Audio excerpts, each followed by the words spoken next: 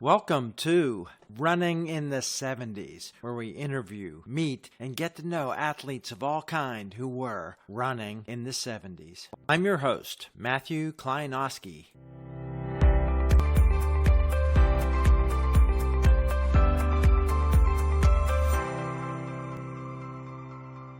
Today on the podcast, we are in South Carolina, and this podcast is going to be of special interest to people from my alma mater, IUP, because there's a lot of connection. Everybody who's ever partied at the cross country house will want to hear about a little bit of history today. With cross country and track teams across the world, there have been little houses that where athletes, runners gathered together. You might know about the dungeon out in Boulder, which was a basement collection. IUP had the cross country house that lasted for decades. So we're going to go back to how did the first cross country house ever get rented, who lived there, and all that stuff. Today on the podcast, an IUP varsity track and field and cross country athlete has fun stories of that time and stayed in the sport, coaching at University of South Carolina. Today on the podcast, welcome Stan Rosenthal. Good morning, Stan. Good morning. All right, Stan, let's tell people a little bit about your personal athletic background and origin story. A lot of people get into running because they'll show up and, like me, you'll get in a race and all of a sudden say, hey, I am great at this. And they're first person on the team and immediately I'm a runner. How did you get into competitive sports growing up and running? It wasn't that way. I was never number one. In fact, I barely won any races in high school or I didn't win anything in high school. I started out playing Little League baseball. And since I'm old, the kids I grew up with in our high school, which was huge, I graduated with 1,000 kids. And the neighboring high school, they won the Little League World Series one year. I want to say it was 1960. And then they also won, I think it's Connie Mack, whatever the older version of that was. What city were you I grew up in Levittown, Pennsylvania, which was one of those huge suburbs that they built after World War II. Yeah. Fascinating history in Levittown. Yeah. Yeah. Did you ever go to the Little League World Series? No, I didn't personally. No, I wasn't good enough. I was a good field, no hit kind of athlete. And basically, I was the last guy cut 2 years in a row on my high school baseball team, which was Pennsbury High School. So my junior year, I decided I'm going to do track because one, I had a friend that was on the team. And two, back in the day, I was really good at the 600-yard dash and the president physical fitness thing. I think one year I was second in my elementary school or whatever. Well, let me just ask you about the sports up to that point. You're competing to make the team. It's a team competitive sport. How competitive were you facing this? I'm hoping to make the teams and trying different things. How much was competition in your role there through high school? For me personally, I just liked the idea of being able to say I was a varsity athlete. I weighed 127 pounds and I was 5'11" in high school. So I was literally the 98-pound weakling. So being on a varsity team seemed important. But basically, my senior year, I was the seventh guy on the varsity.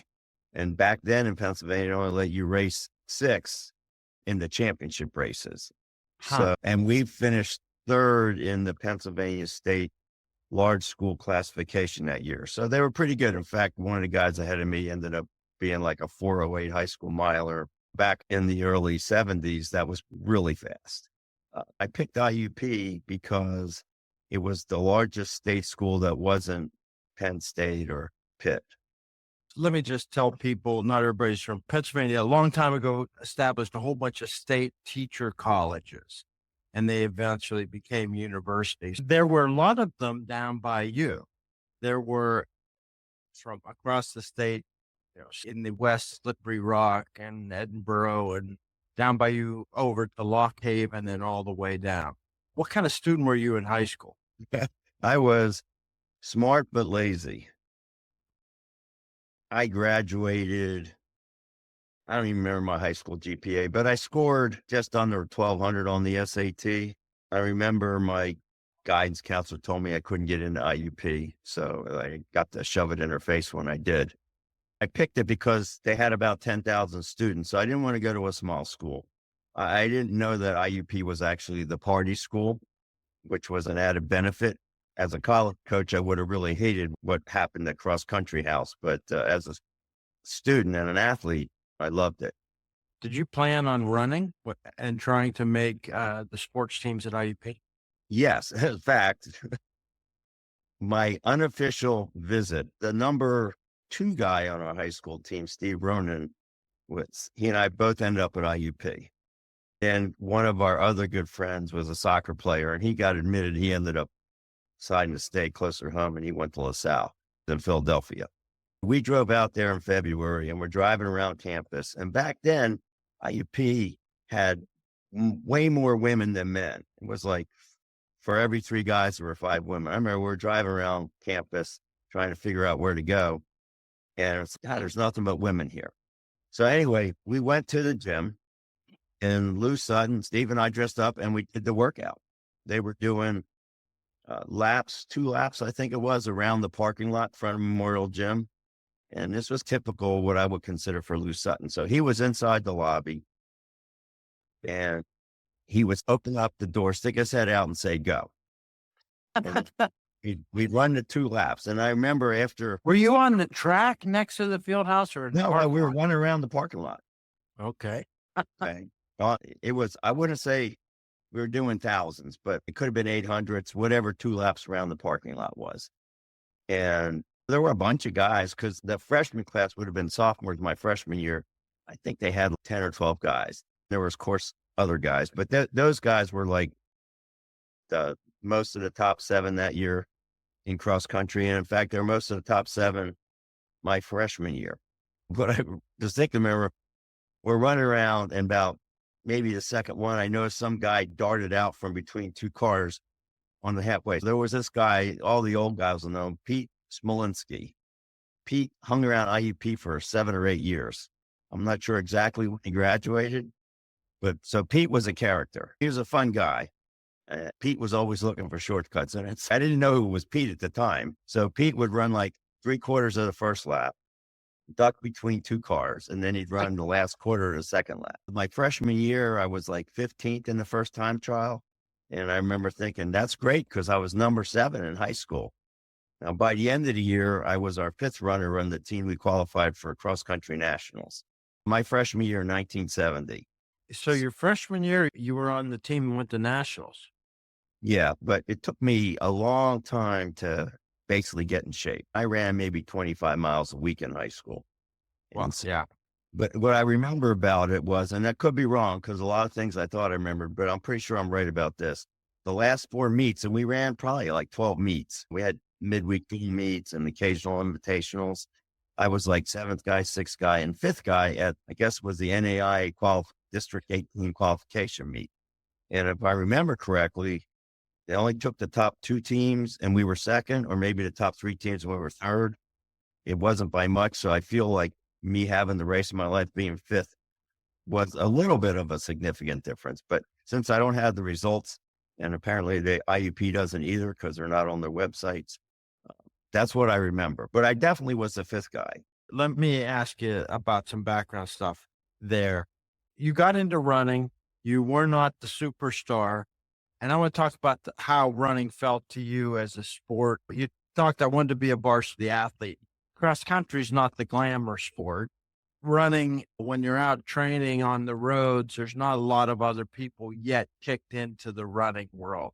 What was the status of cross country there, and how much funds go, and talk about getting to nationals and travel, money to pay for stuff, and what it was like? I had no clue about the budget, but I remember we got maybe 1 pair of shoe for the whole year. But on the other hand, I remember I ran in a pair of Tiger Cortez Roadrunners. And I remember I put on over 1,000 miles on those shoes. We all had shoe goo and all, but shoes were heavier then, but they were made better, in my opinion. They didn't have the arch support, but the midsole never wore out. It was polyurethane. It just never wore out. The dark rubber outer soles, those shoes in your background picture, I can remember having a pair of those, and I remember having shoe goo and keeping on, just keep running. One pair a year was probably pretty good. I actually had a pair of Adidas Munich 72 blue suede running shoes. My high school year, summer abroad before my senior year was in Munich, Germany. I was there for a month, and Adidas, they were cheap because of the exchange rate.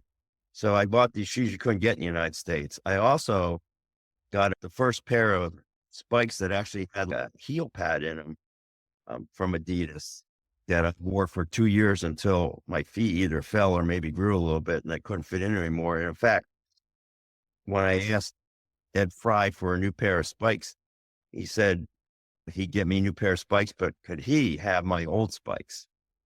And he raced in those spikes for a couple of years, including the year he won the Masters World Championship in 10,000 meters or 6 miles, whatever it was.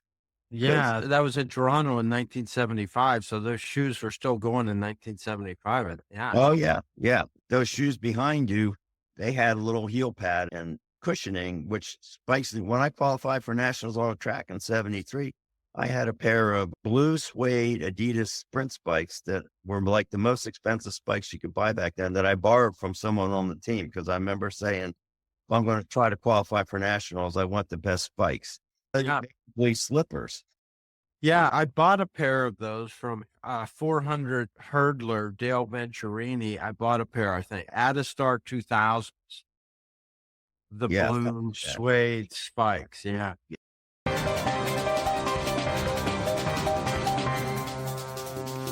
Yeah. All right. Let's just talk about the competition in cross country your freshman year.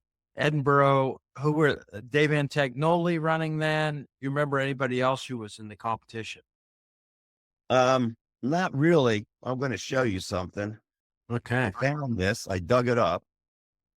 Here you go. Oh, wow. Rose Sutton in 1983. Wow. It just has track stuff. Didn't have cross country, unfortunately. I didn't even show up on it until 1972 when I got third place in a 4-mile track race at the Fairmont Invitational in West Virginia.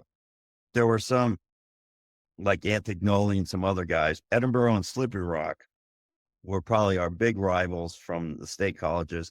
And the NEI, I want to say there was a team, might have been Malone. We were in that Penn, Ohio conference. So there were Cleveland State, some other schools. Yeah, Malone ended up winning the national championship, I think, in 72. Yeah, so they would have been probably there. Yeah.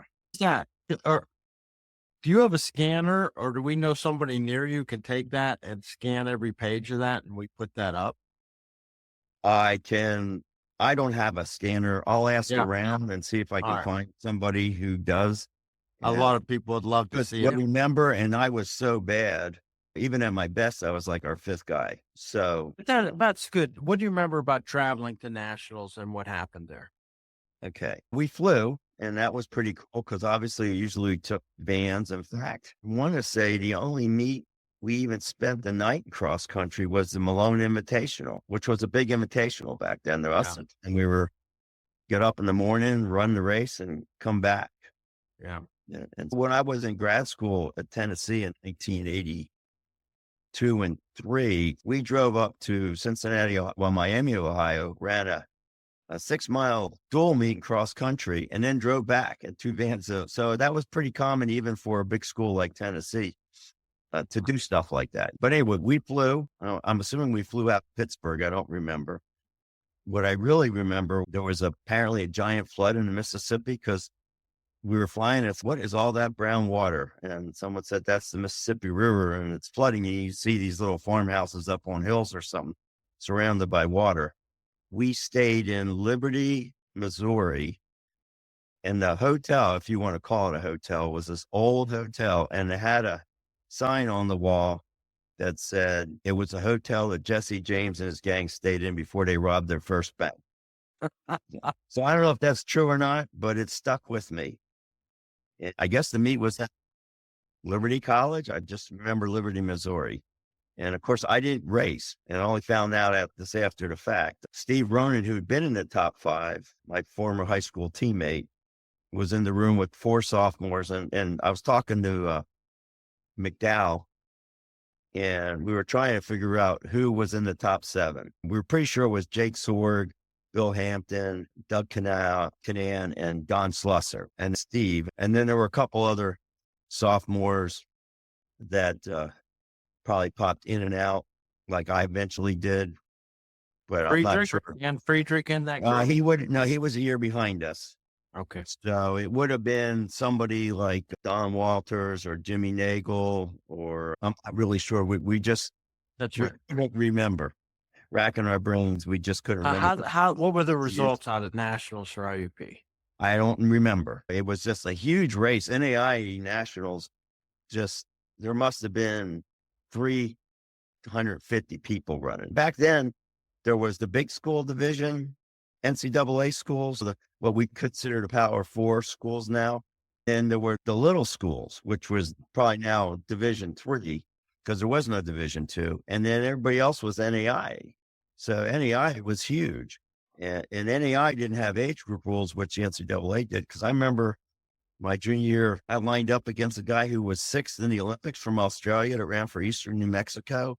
Tom reminded me that Michael Boyd, who was an Olympic bronze medalist, was running. I remember Rodney Milbourne, who was Olympic champion in the hurdles, was running for North Carolina Central.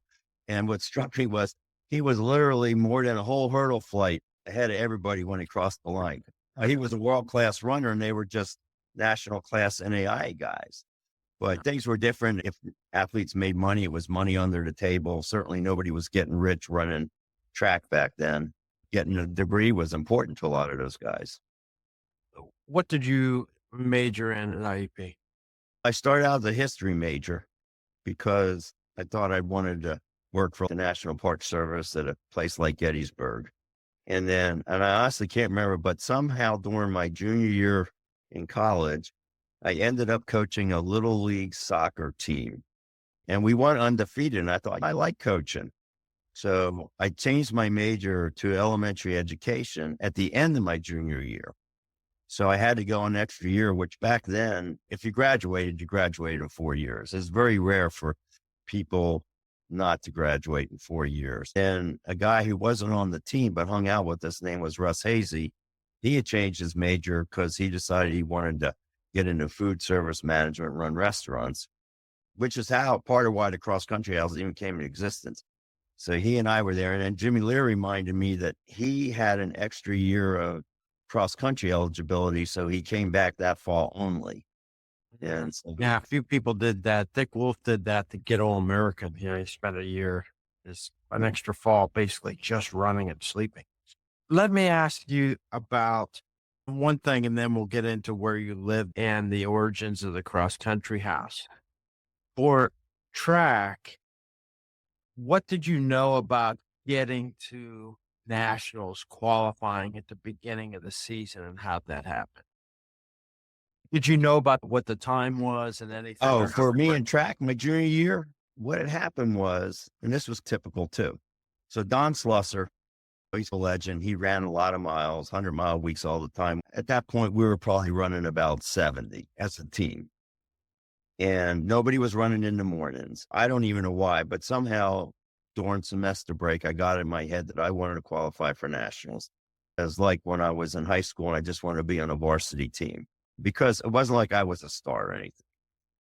So Don Slusser and I went to Lou Sutton, and we said, we want to do extra, which Slusser was already doing extra. I'm not even sure why he got involved with it. He and I were friendly.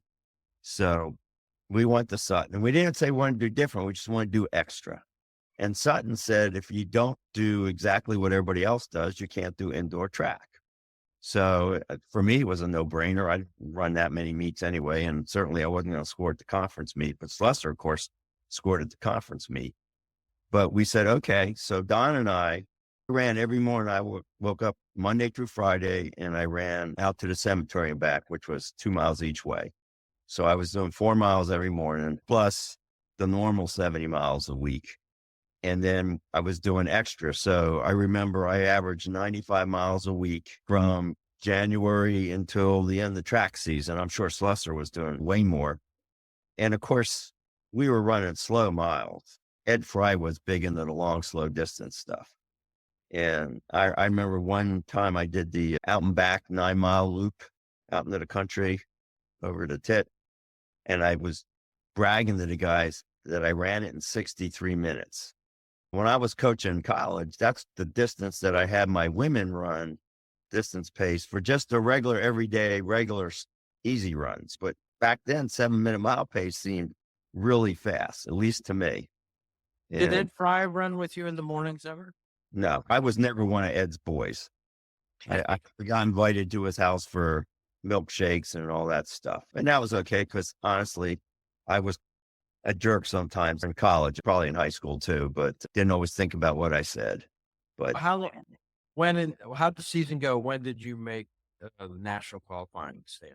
the last meet, in my mind, I thought it was at the conference meet, but when looking through this book, I think it was at the NAI District 18 meet, but I only finished 7th that year at conference. I finished 7th in the 3-mile and then 7th in the 6-mile. And they only scored 6 back then. So I wouldn't showed up in the results that Lou had sent because he had his secretaries type them up. But I finished 4th in the 6-mile. So I qualified at one of those 2 meets, one of the championship meets. And I only beat the standard by 1 second or 2 seconds. I barely beat the standard. And it wasn't that fast. It was like 30, I want to say it was like high 30s, low 31s. Of course, we were running on cinders, which is a lot slower. My 3-mile time PR was like 15:20 something. And once again, that was on cinders. The IUP home track, was it cinders then or Everything was cinders. Something? The only time we ran on a rubber track was we went to West Virginia for a meet. We went to Ohio State for a meet. I think everything else we ran was on cinders. Later on, IUP paved that track. It wasn't even cinders. It was Yeah, All right. I don't remember that. So that must have been after my time. Thank Yeah. God. Now you made nationals. I know there's a story there about whether you got to go or not. How'd that all work out? Yeah, so I don't know if it was just me and he just wasn't going to take me. And McDowell reminded me that he had gone that year in a steeplechase and there are a few others. But when Sutton told me that I wasn't going to get to go, he said, we're only taking people who had a chance to score. That really would only been Slusser and our javelin thrower, John Elliott, who actually, I think either if he didn't win that year, he won the next year. And Slusser was like 3rd or 4th in the marathon. I remember sitting in Sutton's office and talking with him and basically convincing him to take me. And like I said, if it wasn't just me, that also meant that McDowell got to go and 1 or 2 others who qualified that weren't going to score. Could have just been me. So back then in the NAI, if you qualified in one event, you could do any events. In the summers, there were these meets at Ursinus College in Philly that were all comers meets every Tuesday. They were like the only track meets you could find in the summers. All the people in Philadelphia would show up.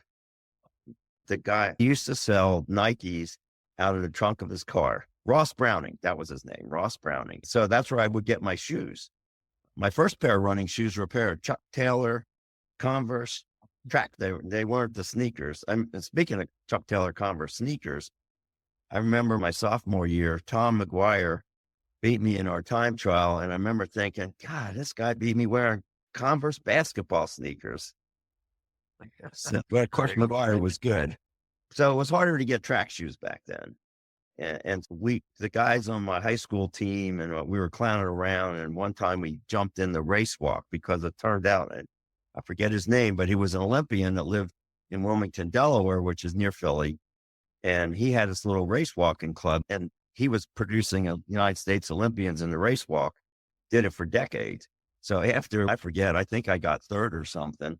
He came up to me and he goes, you could be pretty good. He goes, you have natural ability or whatever, because we were just clowning around. And so anyway, he gave me some tips. And so all that summer I'd run the 2-mile and then I'd do the race walk. So when I qualified for nationals, I told Sutton I wanted to do the race walk as well. And I wish the 6-mile had been first and the race walk second, but the race walk was first. I got ninth. So that was pretty good. I don't know how many people. What was interesting, there was a woman, and I don't remember what school she was from, but not only did she beat me, she beat most of the guys. I want to say she finished third or fourth. And so after she passed me, I'm going down the home stretch and the back stretch, and somebody in the crowd started yelling at me about getting beat by a girl. As I'm walking down that stretch of track, I gave him the finger. So anyway, that made the newspaper. And I saw it clipping someplace. I was very proud of that fact, actually. Of course, Sutton had to say something to me, but the guys on the team thought it was great. And anyway, the guy quick shut up after that. I didn't hear him after that. But in the 6 mile, when I qualified for nationals, Dave Antignoli lapped me at mile 4. And I remember thinking to myself, I must be running fast because normally he lapped me at mile 3. Because he was world class. He was like 6th or something in the Olympic trials in 72. He was fast.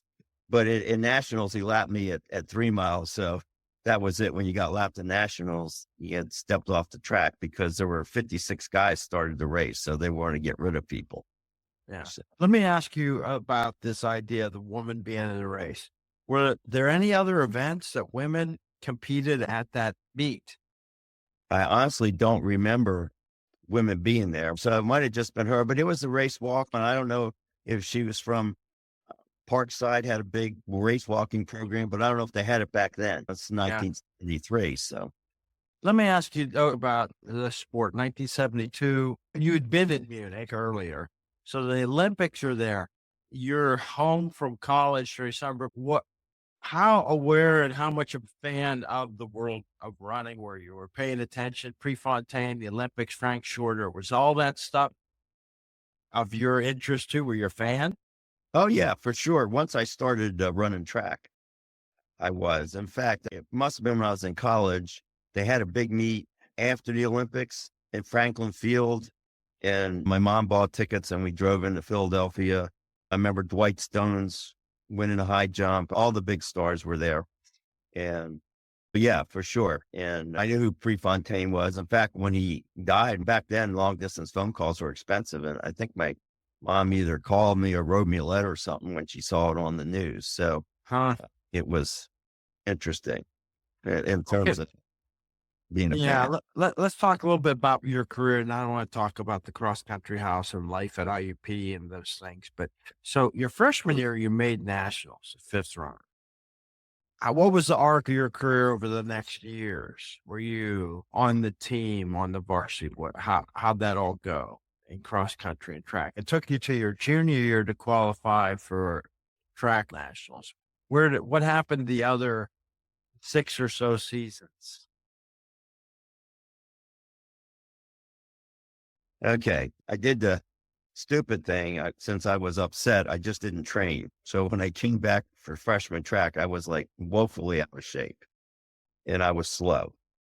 And then I pretty much stayed slow. My sophomore year, Sutton asked for volunteers to run the 6 mile at the conference meet. And I popped my hand up and I might've broke 34 minutes. It was pretty slow. And even qualifying for nationals, I was looking at some of these results. Slusser one year was second to Antignoli, and they had his time 32:06 for 6 miles. I was really, I guess I was surprised at how slow we were, or I should rephrase that. I was surprised at what was considered really fast back then, I should say, because I considered Jake Sorg and Doug Canan and Slusser, I considered them fast. Their times weren't fast. Now I saw McDowell's PR, or I don't know if it was his PR, but he ran 9:26 for the steeplechase, would have been his senior year. Yeah. And that was actually a really good time, even maybe not so now, but when I was coaching college, if you ran 9:10, you got a shot at placing the SECs in the steeplechase. And then I think it was Friedrich ran like 9:02, which even now that's not a bad time, but certainly back then that was a really good time. But a lot of the times we're running dual meets and winning them in 4:30 for the mile or 4:28. And the 3 miles were like high 15s, mid 15s. Let me ask you about the background story, what you remember about this. You said, I don't know, you said you were a bit of a jerk. Everybody was a bit of a jerk in college, but you quit the team once And there's different stories going around about how you got back on and who made that decision. What do you remember about that? What happened? I remember walking into Sutton's office, and I want to say it was late March or early April, because I was so slow. And I just said, I don't want to do it anymore. But I wasn't a jerk about it, which was probably surprising. And Sutton said, if you change your mind, let me know. We must have had spring break or something. I don't know. But a week later, I changed my mind, went to his office, and I said, I changed my mind. Can I be back on the team? And he said, yes. So that's what I remember. I don't think it was, and surely from an athletic standpoint, no one missed me from being there. Yeah, a couple other people thought maybe we had to vote whether we were going to let them on break. The only thing that I know that ever involved the vote was why I didn't race my freshman year cross country, because Steve Ronan was in the room. It was 4 sophomores, which I'm assuming were Jake, Bill, Doug, and Donna. He basically said it was down to me and Tim Holland, who finished 6th in the meet we qualified. And I don't know if it was Don Waters and Jimmy Nagel, but 2 other sophomores. And so the 4 sophomores voted for the 2 sophomores, and Steve voted for me and Tim. And so the sophomores all got the race at nationals. And I'm assuming Tim got to fly out there as an alternate. I haven't talked to him since I first talked to you and to ask him that question. I got to fly out there, but I didn't get the race, and I was pissed. So still am 50 years later, honestly. When I was in that position as a coach, you could tell when it was coming up. I would sit down to the kids and say, and I almost always pick someone who, if one person just ran the race of their life once, I would have picked a steady person. But if it had been like the trajectory that I had, where at least I was in the top 7 the last 4 races, that person was going to get to go. And it happened, I'm going to say, twice in 40 years of coaching, because it is in cross country, especially if the team's pretty good, everyone kind of stays in their place unless they're just having a truly bad day or a truly good day. But cross country is different than track in that regard. It's a packing order. I remember some of those cross country races. When, in fact, I forget who I passed, but I remember passing someone, and that was normally ahead of me, and I was thinking, God, should I even be here? But I just kept on running, so I ended up beating them. That was, in a way, not normal in the sense of how cross country goes. Yeah. Okay, let's talk about social life of IUP. It's a lot of the ratio of women to men is good. It's a social party school. Where did you live, and how did it come about that you decided to create a house for runners and athletes? Right. My freshman year, we lived in a dorm, Whitmire, I want to say, but it was across the railroad tracks. And there were 2 dorms with a little lounge in between with pool table and a little snack bar. My sophomore year, I lived on campus. I forget which dorm in. My junior year, they kicked all the juniors and seniors off campus because the school had grown so much. But the forerunner across country, when we were freshmen and sophomores, there was a house we used to call it X House, and it had athletes, not just track athletes. In fact, I think most of them maybe were on the basketball team, but they did parties, and we used to go to X House for parties. When we got kicked off, the house that I moved into, which was on Washington Street, but not the cross country house, we didn't really do parties. It really wasn't set up that way. But there was this other house, I want to say it was next to the parking lot by the art building, down towards where the railroad tracks were. And we called it the Shack because it was a dump. I remember Steve Ronan lived there, and when his mother helped him move in, she said she was going to call the health department. But that was the forerunner of the cross country house as far as parties. I remember one time we had this party. We must have gone through 4 kegs, and there must have been 200 people there. They were just outside on the parking lot. And I also remember, I want to say it's Jimmy Lear, but I could be wrong. He was running down the hill, taking empty beer bottles and pretending he was a basketball player, going for dunks into this metal aluminum trash can. And he wasn't the only one doing it. And it might have been someone other than Jim. That's what my memory says, but I could be wrong about that. So if you talk to him and he gets offended about that, tell him, blame it on my memory. Anyway, that was the forerunner as far as parties go. But what happened as far as cross country house, because I had to come back for a 5th year, everybody that I lived with graduated, And I don't know why we lost that house, but we lost that house. So I'm looking around for a place to stay. And across the street, basically, what turned out to be a cross-country house had just sold. So I called the real estate agent. I asked them if the person that bought it was planning on renting it to students or living in it. They said they were going to rent to students. So they gave me the name of whoever bought it. I called that person. Now, Kerry Green reminded me that there were 3 guys that I guess were buying houses for rentals. One of the guys' name was Jeff, and that rang a bell. The other guy's name was Roger, and that also rang a bell. So I'm assuming I talked to one of Jeff or Rogers. I think what happened was when I finished school, then Kerry took over being like the guy in charge, as it were. So I called him up, and he said he was going to rent to women because they were neater. And I laughed at him, and I said, you should go see my girlfriend's house.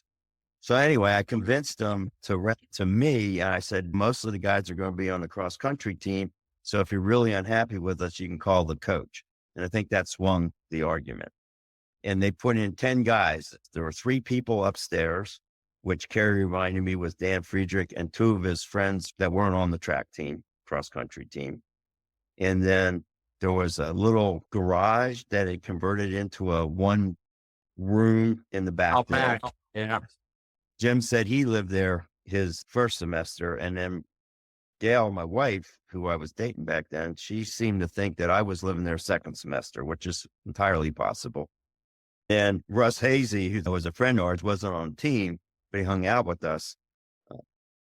He was there. And then Kerry reminded me a guy named Paul Cameron, who had transferred to IUP to grad school.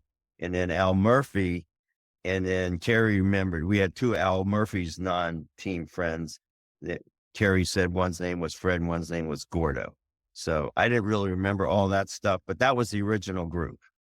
I do remember after we were there for, I want to say a couple of weeks, we said we should name the house. And so we kind of, I wouldn't say argued, but we tossed around names, and then we eventually decided with Cross Country House. And then since that was too big to spell on the side, we made the sign with the 2 C's and the arrow going through, which back then was, maybe it still is, a kind of a symbol for cross country. And we hung that over the front door. So you get the CC House is established. And who, you don't know who made the sign? I might have made the sign, but I honestly don't remember. It wasn't much of a sign. It was just the hunk of wood. With a hunk of wood. We had 2 the screws with the eye holes in it, and I guess 2 hooks. And then someone painted the CC and the arrow. That probably wouldn't have been me because I wasn't very artistic. Hell, for all I know, we might have asked Jimmy Nagel because he was an art major to paint it.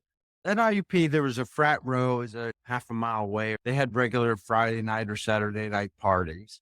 So how'd you get started there to host parties? Like I said, we used to have parties at the Shack and of course before that at the X House. So it was just natural to start. And because the people that we knew in the Shack, they'd all graduated because 4 years. For all I know, the Shack was still doing parties, and we had a big basement there. And originally the parties were fairly small. And then we decided that, and once again, I couldn't tell you the timeline. Kerry probably could. His memory seems to be much better than mine. But at some point we decided we were losing too much money on our parties. So we started charging the guys either 50 cents or $1 to get in, and we were letting the women in for free. So once we did that, the parties started growing bigger because word was spread out, hey, if you come to the Cross Country House, there'll be a lot of women there. So that's what I remember. I could be wrong because obviously a lot of stuff that I remembered was not accurate. Okay, so just to say what life was like then, when I got there in 76, tradition was going every couple of weeks there'd be a party. You got to pump music in for dancing. Does somebody have that under control? Remember was there music right away and is somebody in charge of that? We must have. We probably had a record player or something. And, this was pre-boombox days. It would have to be either a radio or a record player. And I remember a record player. Okay, so let's just talk about this idea. Like you said, it's a party school. As a coach, you'd say, wow, don't want my athlete. But the tradition, the culture, everybody drank, and sometimes a lot on Friday, Saturday night. If there wasn't a track meet. Even if there wasn't.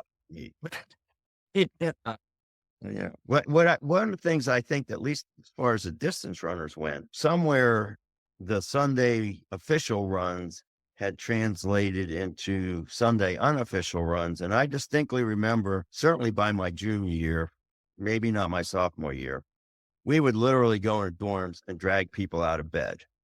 I remember one time at the shack, I got drunk. I don't remember everything. Guys would tell me, I can't believe you said this, and I did my 10-mile run or whatever it was. McDowell seemed to think it was 12, but I thought it was 10. But it only took one of those runs to say, I am never going to do that again, because it was like the most miserable run of my life.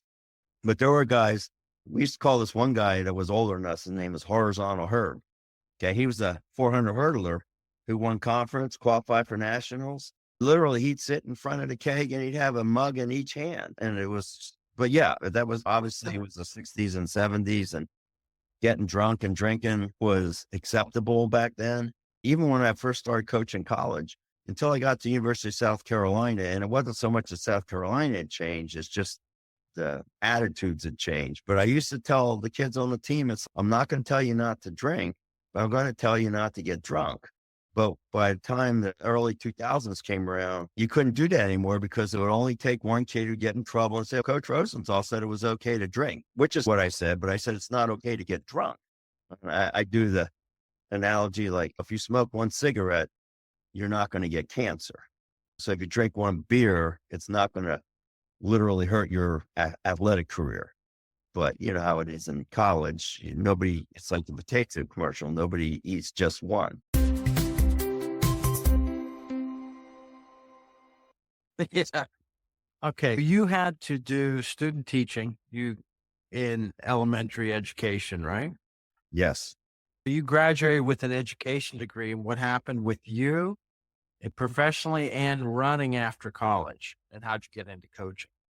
I had hurt my adductor muscle my senior year in cross country, and not that was an excuse for being slower during track, but I just ran through it. I get done running and my leg would be really sore, but once I warmed up, I'd be okay. So I took 6 months off, stretching and icing it. We had a trainer, at least, who was smart enough to show me how to make ice cups, and said, just ice it when he goes, and then start running. And when it starts to hurt, stop. Because believe it or not, that was really advanced training. Even at the University of South Carolina, early 2000s, I had to fight with the trainers to get a cold tank.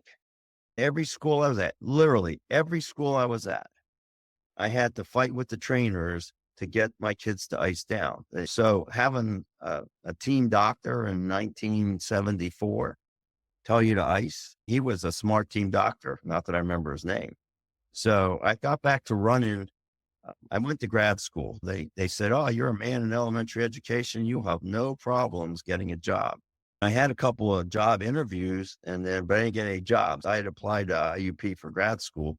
In August, they called me up and said, do you still want to come to grad school? I said, sure, because I had nothing else to do. And my wife was still there. And so 1976, I was in grad school, really just marking time. But I had a graduate assistantship. I was teaching at the little elementary school on campus, which was fun, and going to parties. And I was running. I don't think I was necessarily running with the team, but just running to stay in shape. In 1976, I actually got a teaching job down in Virginia. So I didn't go back to grad school. I was teaching in Fredericksburg. I went into the athletic director. They didn't have a cross country team. I said, I wanted to start a cross country team. He said, if you get 5 guys, you can start a cross country team. There were 4 distance runners, and the 5th guy was a little skinny guy like me, but he was on the football team as like the 4th string wide receiver. And he refused to put the football team to be our 5th guy, which I understand based on my experience in high school. So anyway, there was no cross country team. So I'm out running one day and I see this cross country team working out on this field near where I'm living. I ran up to him and talked to the coach. It was one of the county schools, Spotsylvania High School. I told him who I was, and he said, sure. So it turns out he was the head track coach, but he was really a sprint jump coach. So his version of coaching distance runners was to make them go out and run 8 to 10 miles a day. But they didn't do intervals, or if they did do intervals, they just did sprint type stuff. He let me basically do the training. So I started having to do repeat miles or half miles and whatever. It was actually one of the best coaching moments in my life. In Virginia, they call what we would call conferences districts or region. I don't know. Anyway, but we went into the conference meet and we'd gotten beat by all the top teams. We were hoping to get third. And it was a typical high school cross country course. You start out near the parking lot. You ran into a cornfield because out in the country. They ran around the cornfield. They came out of the cornfield and they had 300 meters back to the parking lot. So you literally couldn't see. I could see as they're coming in, and I wasn't very good at counting back then like I would be now. But I could see it was going to be close as far as us getting third. They announced third place. It wasn't us. Maybe we got second. And they announced second place, and it wasn't us. And it's, oh, man, we got fourth. And then he announced first place, and it was us. And everyone was like, and then we all started jumping and screaming. It's still this day one of the best coaching moments in my life. And I did get to coach a guy who was an NCAA champion when I was at South Carolina. And that was really good too. But this one, because it was, everybody exceeded really well. And we just missed make the state meet the next week because my fifth guy didn't run through the line. And he got nipped at the line and we missed it by making it by a point. It's like, wow. But anyway, that's kind of crazy. Let's remind everybody of what it was like then before electronic scoreboards. You mentioned when you come through and you get a popsicle stick there. Yeah. Yeah. Or and my 5 card. Okay. Yeah. So the coaches are trying to keep score, but there's so many people coming through from so many teams. You don't know what the results are. And you're waiting for. You put your sticks in an envelope or your cards in an envelope and you hand them to the official and then they figure, because you really have no clue. In fact, when I was coaching high school, I bought Joe Newton's long green line book, which told you how to run a high school cross country meet. He did the big paper clips and the 3x5 cards with the numbers on it. So that way, when you went through the line, they pull the 3x5 card off. And then they had a little hole punched in it and they put it on a little fish thing. So it was very rudimentary, and it took a while to figure out who won or came in second or third or fourth. Were you paid as that coach? No, I was not paid. In fact, I didn't get paid to coach so when my wife and I decided to get married, we ended up in Charlottesville, Virginia. I was volunteering at Charlottesville High School my first year there. My second year there, I was supposed to be the cross country and track coach for the girls team. And I'm teaching at a middle school because it's elementary, teaching 6th grade. And I remember right before the school year, and I talked to the AD, but I hadn't heard anything. And once again, this was pre-cell phone, email, all that stuff. I figured when school starts, and we're going into our first meeting at the beginning of August, and the female gym teacher at my school was complaining. And I said, what's the matter? She goes, they're making me coach girls cross country and track. And I said, but I'm the girls cross country and track coach. So I call up, and it turns out the AD had a stroke not too long after, I guess, he talked to me. And I didn't know that, of course. And so they didn't know what was going on. So that was an open position. So they just picked a female gym teacher to do it. Then they wouldn't let me do it. So I was upset. I was playing in the rec softball. And the guy at the neighboring high school, Albemarle County High School, which is also in Charlottesville, even though it's a county school, he was on our team. And he said, if you ever get tired of coaching Charlottesville, I need a cross country coach. So I went up to him. I said, you still want me to coach cross country? And so I moved. I'm still teaching in Charlottesville, but I was coaching at Albemarle. And I still wasn't getting paid. I did that for 2 years. And then my third year, I don't know if you remember or even know who Nathan Taylor is. He was a longtime coach at Cornell, but he was coaching at Western Albemarle High School. He was a really good coach. He had really good distance runners, and he would take his best 2 distance runners up to these big meets where they get some competition on the track.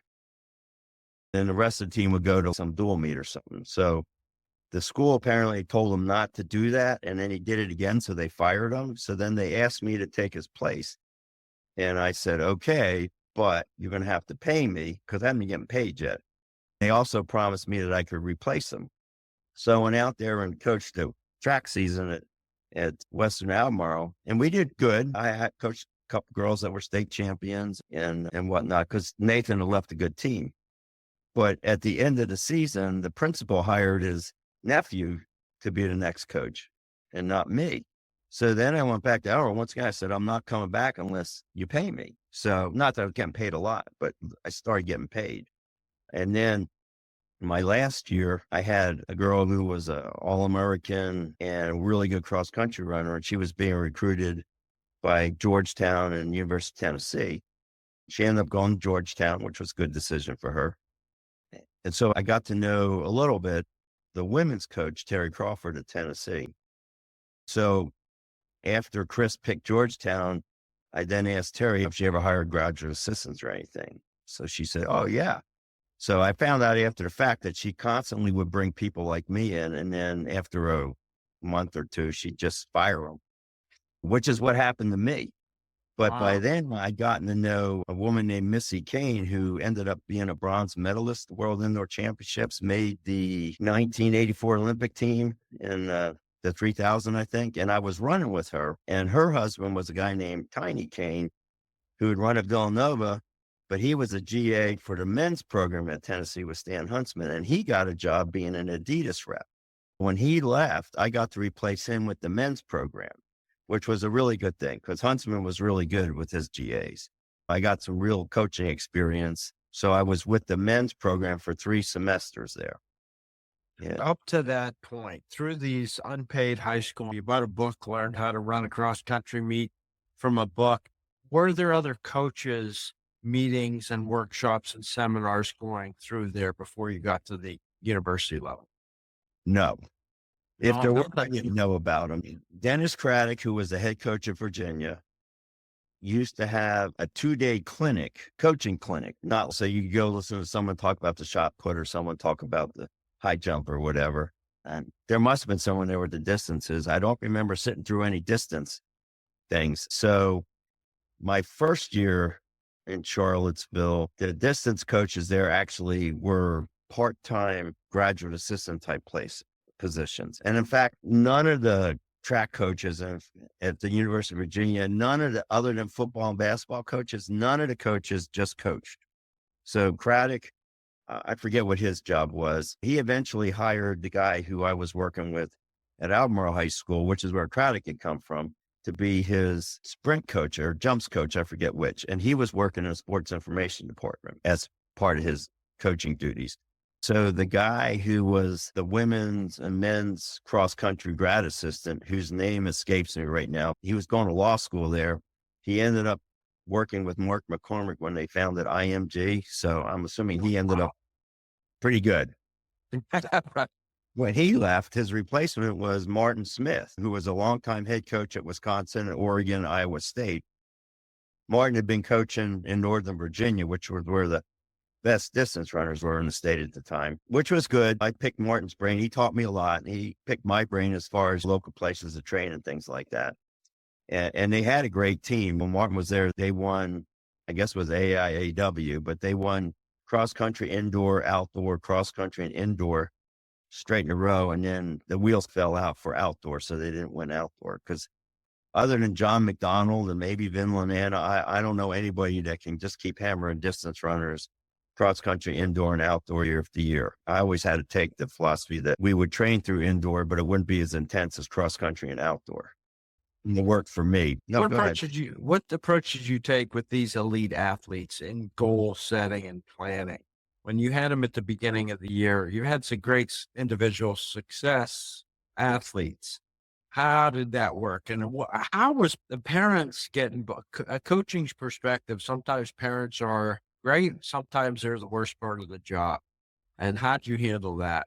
And also elite athlete goal setting. As far as parents go, it was only a problem that I was aware of at least once when I was at Western Albemarle. There was a really good girl who was more of a sprinter jumper, but her dad was always trying to have her do extra stuff. And I guess at one point, I'm sure I just told her dad, you can coach her all summer long, but not during track season. And I remember once in college when I was at UNC Asheville, my best runner, her dad was always negative with her. And I remember we came down to University of South Carolina because one of my former graduate assistants was cross country coach, and Asheville was only 2 hours away. So it was easy meet and ran there. And she ran like 18:02. but she was second in the race. And her dad was yelling at her after the race because she didn't break 18 minutes. And I remember pulling him aside and I said, Mike, do I look unhappy with how she ran? He's no. And I said, because I'm not. That was a PR for her. You need to be happy for her. I said, if all you're going to do is yell at her, I don't want you talking to her after the races. So I don't know if he was upset with me or not, but he quit yelling at her at least. So I thought that was a positive. But honestly, I didn't have too much problem with parents, or at least I just wasn't aware of it. That's good. What about the goal setting? When you had Well, an athlete at the beginning of the year? you asked me if I had some clinics to go to. So I learned a lot from Huntsman. I actually learned a little bit from Terry Crawford. Some of it was what not to do, but she was obviously a very good coach. And so I learned some stuff with her.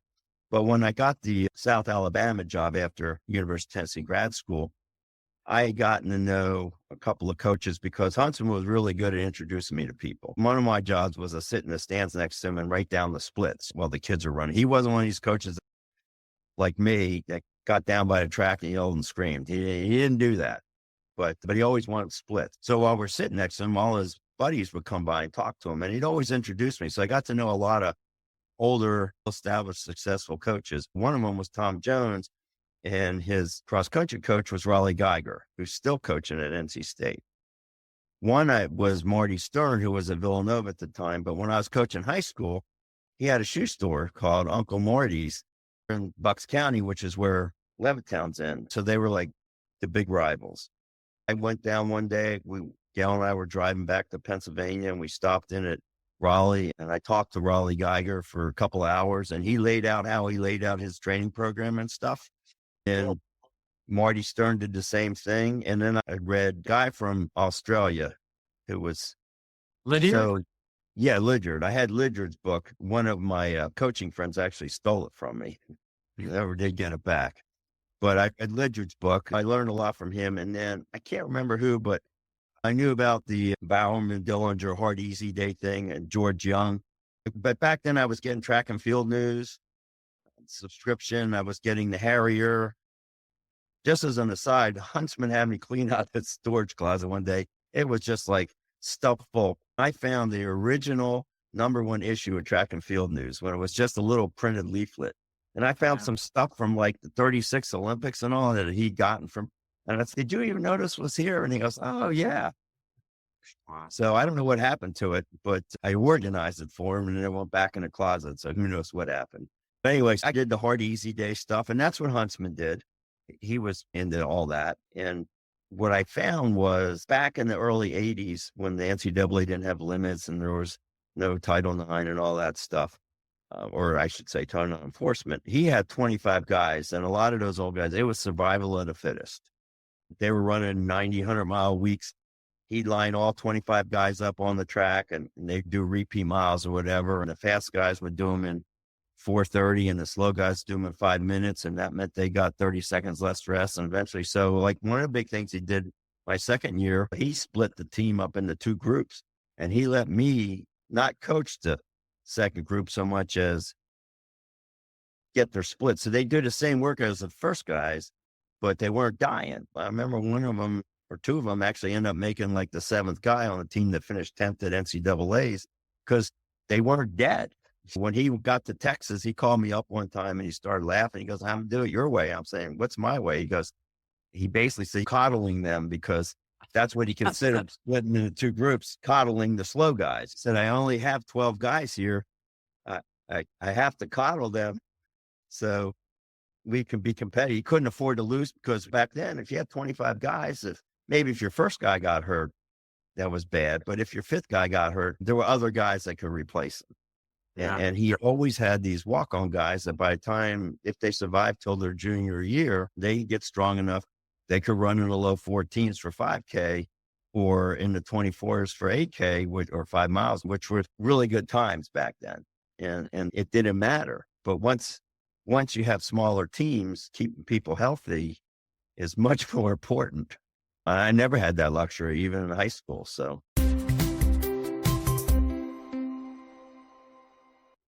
But it sounds like you managed the parents well. You had ways of dealing with things early on and over the change of this whole arc of years and decades.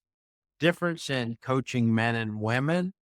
Did that change? Did you find any differences there or change over time? As a matter of fact, I did. Because I started coaching girls in 1976, that Spotsylvania High School actually had a girls team. I was coaching women for a really long time. And I found basically the women were very similar to the guys in most respects. But the guys were a little less sensitive, but that was more, I think, of a cultural thing. But what I noticed was in the 90s and early 2000s, the guys were just as sensitive as the women, in the sense that I didn't even like my high school coach. For that matter, obviously I wasn't one of prize boys, but I was always one of these guys, just like I think a lot of guys were. It's like, I'm going to show that SOB. So I trained hard to show them that they were wrong. And whereas I didn't have too many, if any, women that I ever got the impression they would do that to show me I was wrong. If they thought I was wrong, they would just quit. And I had guys that would probably do that. But towards the end, even the guys were like that. My NCAA champion, he was really sensitive. He was from Botswana. He was really good. He ran 144. He was really good. He was multi-time NCAA champion, multi-time SEC champ. And I got a Kenyan come in, and while he couldn't beat him, one day he beat him in practice. And literally, this guy who was so much better than him just was upset. That's okay. That was something that I never thought would happen. And that was more when I was at Georgia. I had a guy, same thing. If somebody beat him, and this was in the late 80s, then it was more exceptional. So I had to pick his training partners carefully. Wow, that's interesting. So, but I think there was less and less of back in the old days. The squads were just bigger, so coaches didn't have to care. You talk about Dillinger or especially Bowerman. His guys loved him, but I bet there were plenty of guys that hated him because from everything I've read, Kenny Moore's book and stuff like that, the guy was like what they say, Vince Lombardi. He treated us all the same. He treated us like dogs. And I'm not saying Bowerman treated them all like dogs. It was just guys older than me had a different mentality because that's how they were treated and raised. You had to teach somebody coddling. Yeah. Yeah. If you want to look at it that way, I didn't necessarily know he even thought of it like that until we had that phone call and he did that. But when I went to South Alabama and I had a good team, I had a bunch of guys that could run in the 30 minutes. For 10K on the track, I had a bunch of guys that could run high, low 25s and cross country. One year we were like 10th at regions, and that's when the regions were 80 teams, was the whole South. So they were good, but they couldn't handle the Tennessee workouts the way the Tennessee team was. So I went back to what I did in high school, which was in terms of rest. I lowered the volume a little bit, I raised the rest a little bit more, and then they could handle it. So. Well, I want to talk about two off-ramping things here. One about your own running and one about, did you ever go back to IUP? Once. I had to be 84 because I was in grad school, Tennessee. I was finishing up. I interviewed at the University of Miami in Ohio. And I don't know who put me in touch with Kim Burke, but Kim Burke, who was on the team at that point, was a lawyer in Cincinnati. After my interview, I drove to Kim's house. And then both of us drove to IUP where they had some kind of a ceremony or something at the ski lodge. So that's the last time I've been back. I get the alumni magazine. So obviously I can see all the changes. I saw in the alumni magazine when they bought the block that the cross country house was on. And I guess I've seen where they filled in maybe the parking lot. My very first workout is now gone. It's a building. But no, we haven't been back. My wife, I don't know if she's ever been back. We were just up there this September for the Sports Hall of Fame award. Jim Wooding got inducted along with Mike Higgins a little bit later, cross country runner, and a good reunion. Kerry Green, Jim Lear were there. Those are the guys from your era and mostly mid 70s back there. Yeah, it's a completely different place. The cross country house, the parking lot.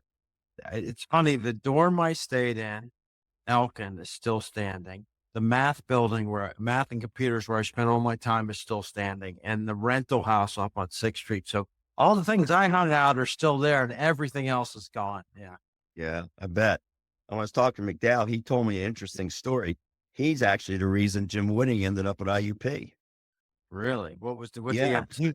Jim went to his high school and he's graduated with Tom's younger sister, and they were working a summer job together.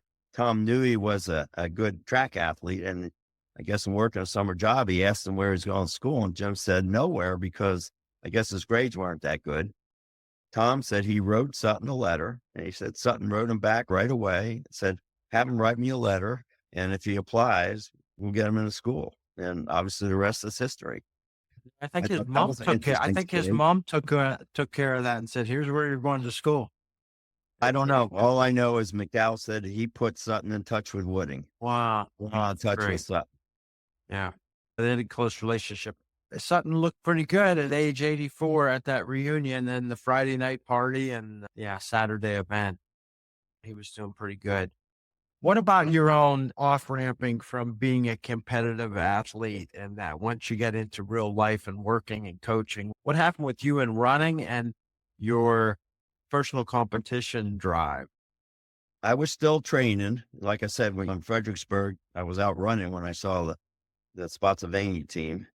I was still training when I was coaching high school.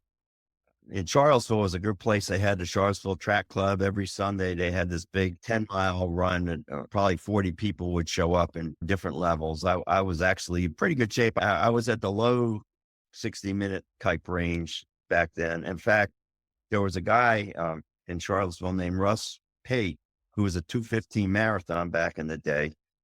He was actually friends with all those guys that started Mike Johnson them because he was in grad school at Oregon. I don't think he ran for Oregon. On Sundays, sometimes Russ would run to my house, which was 5 miles. He and I would run 10 miles together, and then he'd run back to get his 20-miler. So I was still running. I couldn't run 90-mile weeks anymore. I just didn't have the time. So I was running 40-mile weeks, but I started running like 6-minute mile pace. My times were essentially close to what I ran at IUP. I remember I ran a 10K road race and I beat by Martha White, who was running at Virginia, and she was the high school 2-mile record holder back then. Yeah, she set a national record on a road race once. Yeah. But that was the first time a woman had beat me. But I remember thinking to myself, not that I was getting slower. They were obviously getting faster. So I was still running. But when I got to the point where I couldn't even run under 20 minutes, I quit running road races. I was still running. In Asheville in the 90s, I hurt my back doing some yard work. And I can't really run anymore because I'm sure I have a pinched nerve or something. Who knows? I can do everything else. But if I run more than a mile or two, it feels like I'm pulling a hamstring or something's going on in my calves. I really can't even jog. But I was talking to Lear, and pretty much we're all in the same shape. Except Terry Grade. And Slusser, I guess Slusser's still running. Yeah. So, but He and his wife have been to the moon and back if you add up all their miles. Yeah. I know McDowell was bike riding and cross country skiing, and I do exercise bike in the morning. And lately I started playing golf, but it's not quite the same. If I had to run to save my life, I guess I'd be a dead man. It's great to catch up with you. All the people from IUP that will hear this will love to hear the background and your views of how it was and mentioning of the names. And you crossed paths with so many people. You met so many people through the coaches who introduced you in all the places. So a lot of people will enjoy hearing your story and some of the background. And you have a good attitude. You're smiling through a lot of these memories. And I'm going to look forward to getting that book somehow. We'll send some money or something, get that thing photocopied and posted. I know a lot of people will enjoy seeing results that come out I'll of the find a closet. way to get it scanned. If I have to just go to the library and do 10 pages at a time or whatever. All right. Anything else you want to get in here, Stan? One quick story. Huntsman was interesting. Sometimes he just had stuff to do. When something came up that he didn't really want to do, he'd say, why don't you go do it? One of the things they had me do were out Eugene in 1984 for NCAAs. And Bill Dillinger always had parties at his house. And I don't know Bill Dillinger. I know who he is, of course, at that point in my life.